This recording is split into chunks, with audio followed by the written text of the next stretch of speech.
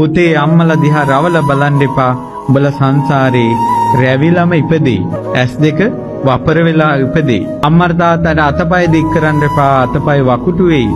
අම්මාගේ තාත්තාගේ හිත රිද්දන්න එපා. ඒව උඹලට කැරකිලා එයි කියලා අතීතයේ බණ දහම් උගත් මිනිස්සු කිව්වා. දරුවෝ අතපය දික් කරගෙන යනවා. අහන්න බනින්න යනවා. අම්මලා දරුවන්ට ආදරේ.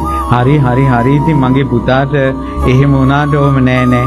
ඊට පස්සේ අර දරුවට දුක හිතෙනවා. හරි ඉතින් ඔයා කරපු දෙයට මං තරහ නෑනේ කියලා අම්මා තව ලං වෙනවා.